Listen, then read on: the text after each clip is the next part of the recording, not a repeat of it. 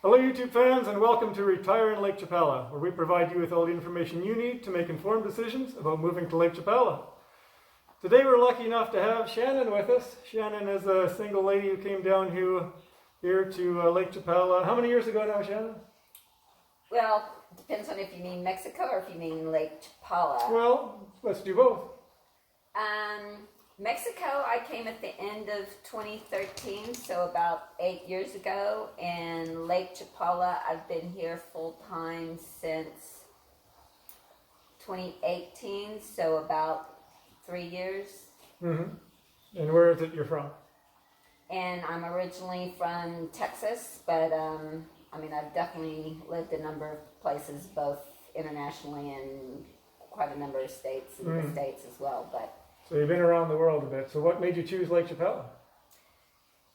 Lake Chapala, well, I came here to Mexico with my sister and 2 dogs, and for the first 2 years we just drove around Mexico, always on the beaches. We would cross pretty much Mexico several times a year, going from various coasts, so like the Gulf Coast and Yucatan, and then crossing to the Pacific, but a bunch of different states: Oaxaca, Nayarit, Colima, but had a few miserable summers, it being so hot and humid on the beach, lovely in the winter, awful in the summer. Yeah. And so after a couple of years, we started doing some interior towns, and actually we just drove through Chapala one time on the way from Yucatan to Colima, and I think we'd heard about it, so we drove through, and I think maybe we rented a place, but only for like a couple of weeks because we were going to another state. And anyways, we started looking at houses. And we bought one, and it was intended to be only our summer place, because I think at that point we bought a house in Manzanillo on the ocean for a winter place. And then really I just decided, I don't want to live someplace where I have to be gone in the summer, and so I moved here full time. So really, I think in terms of Lake Chapala itself, once I was already in Mexico, I think it was really the weather, because you can literally be here 12 months a year without having to flee someplace else because it's just too bad. The weather is number one, that's for sure, yeah. Yeah. So I mentioned to the viewers that you came down as a single lady. What's that like living here as a single person, as a single woman? Do you feel worried ever? Are you concerned about things? Would you recommend other single women coming down here without worry? Or what's your thoughts on this? Yeah, definitely. Definitely it's a good place. Yeah, and especially Ajijic, because there are so many other, both expats and other single women, and and I do, of course, I have 2 dogs, medium sized. I actually have one now because one passed, but so other than the medium sized dogs, I'm living alone, but I have my outside walls, and I have my bougainvillea that has the thorns on it, and yeah, it's fine. Well, that's good for the viewers to know. You'd mentioned buying a home here on your first trip down. This isn't your first home that we're sitting in. Is this your third now, or fourth? It's my third in Lake Chapala. It's your third in Lake Chapala, so you've moved. My fourth in Mexico, but my third in Lake Chapala. Not all at the same time. So you've moved around a little bit. I see the renovators are out there doing a lot of work in the place. So you've had dealings with realtors and renovators and buying homes and selling homes and all that stuff. What advice can you give to people, or what are your thoughts on buying a home in Lake Chapala? Should people be concerned about it? Should they say, it's not such a big deal, or what are your thoughts on the whole situation?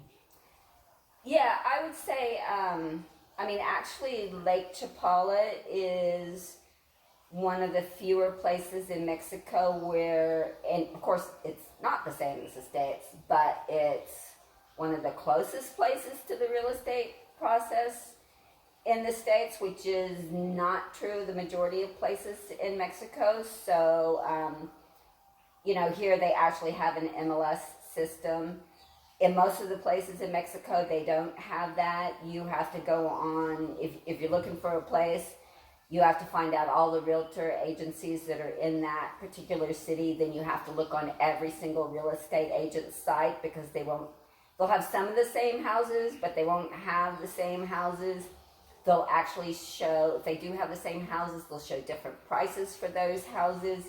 And without an MLS, there's no agreement between the realtors, so people can't sell other people's listings because they're afraid they won't get paid. And so in a lot of the places, even if you look on some realtor's site, they won't tell you the address because they're afraid somebody will steal their listing. So, and that's a big factor. You may look at the pictures and think that's a great house, but if you don't know where that house is located, you don't know whether you're really interested in it. And the other thing in Lake Chapala that's more similar to the States is they actually have home inspections here. So they have people that do that, and it's a regular part of the process. That's not true in most places in Mexico. I mean, you buy the house and you don't get an inspection. So, I would say obviously it's much easier here, and it's pretty standard and straightforward. So, as much as buying a house is a risk anywhere in the world, it's the same here. Well, that's good to know as well. And what's your daily life like? How do you occupy your time? Well, I would separate that into before COVID and after or during COVID. So before COVID, I used to go to a fantastic yoga studio, Drishti, and so I would go there like 4 to 6 times a week. And so I made a lot of friends there, and so afterwards, several times a week, we'd be going to breakfast or lunch. And there was also a hiking club here that would go out twice a week. And at that time, I had a house in Centro, and the hiking club would meet 5 blocks from my house at the base of the mountains. And they had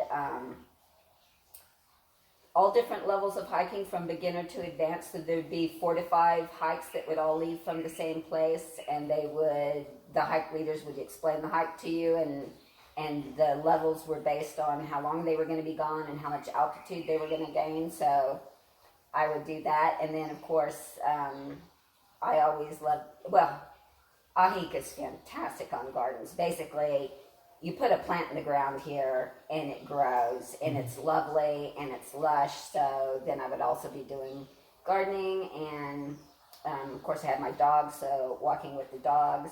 So anyway, prior to COVID, various clubs and physical activities and restaurants and etc. So during COVID, way less of all that. Of course, the yoga studio closed, went online. Hopefully it will come back.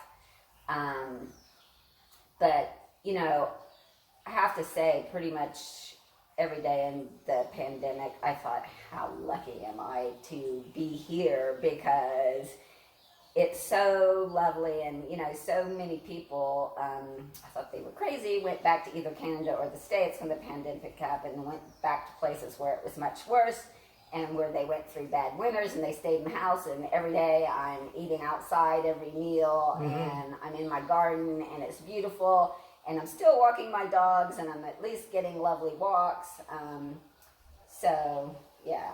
So you've mentioned a lot of the things that you really love here, the weather and being outdoors and eating outdoors and all those things that we can do outdoors every single day of the year. Any other things that really strike you as wonderful about Lake Chapala that maybe sets it apart from other places? Well, because, I did have that 2 to 3 years of going around to various places. Of course, one of the other things in terms of if you're going to live permanently that I really liked about Lake Chapala was, the restaurants. Of course, so much less expensive than the States. But here, you can get Thai food or Indian food. obviously Mexican food, seafood, European, all different kinds of international restaurants. And then, of course, they have the markets, a Monday market and a Tuesday market where they're doing prepared food, and again, all different nationalities of food. So if you don't want to cook, you can go get somebody else's homemade cooking and bring it home and stick it in the freezer and have it for whenever you don't feel like cooking. And then, of course, they have the expat grocery stores here, as well as, obviously, Walmart. So it was how easy it is to live here with the conveniences. And, of course, it being Mexico, then it's all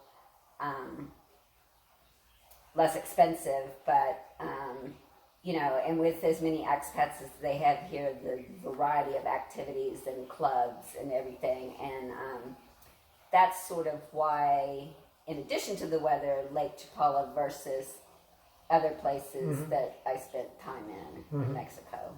And is there anything that you would say you don't like about Lake Chapala? For me, the number one thing is, and of course it would be true of basically any Mexican town, with a passion, I hate the cohetes. Yeah. So I think the real translation of cohetes, of course, people say firecrackers, but I mean, firecrackers are small little beep, beep, beep, beep things that go off. Cohetes really means rockets. So I kind of call them firecracker cannons. And especially living in Centro, and the number one only probably good thing about the pandemic was way less festivals, all religious gatherings canceled. So the cohetes were maybe 95% less than normal. Because especially, I mean, the worst month of all is October, because they set them off the 31 days in a row of October, sort of starting prior to dawn and going until, I don't know, maybe 10 o'clock at night. Anyways, very loud, scared my dogs to death, totally hated it. Yeah. Well, you're not the only one. Other people have said the same thing. Yeah, so. and it's not just the expats. I don't think I've ever asked a Mexican about it that hadn't said. And obviously there's Mexicans that love it, but there's Mexicans that also are not a big fan. Yeah. So I sure appreciate you coming and joining us on the show. A lot of our viewers want to know what it's like here, and I think you've given them a really accurate description of what it's like. Many of the people haven't been here before, or maybe only visited once. Is there any tips that you can give the viewers who haven't been here before? What tips would you give them if they're thinking of coming down here and moving down here permanently? Is there anything that comes to mind? To make the decision? To make the move, to make the decision, how do you think they should go about it, perhaps? Or? Well, yeah, I guess you have to try it to make sure you like it. I have to say that so many people that came to visit me here, crazily, who visited me all the other places that I went, bought once they came here. Not even necessarily coming here to see if they wanted to. They just came and visited me and bought a house while they were visiting me. So I've had that happen with 1, 2, 3, 4, I mean at least 4 people so far, maybe more. So yeah, come down and do an Airbnb and try it out. I think that's excellent advice. Come down, try it out, explore the areas, take a free tour, so you get to see that there's more to Lake Chapala than just Ajijic, and you maybe get a little bit of a sense for the various different communities. And I hope to see you all soon. Come on down, try it out. Thanks very much, Shannon, for joining us today. We're going to wrap this up. And viewers, get a hold of me when you come on down. I'd love to chat with you. Bye for now.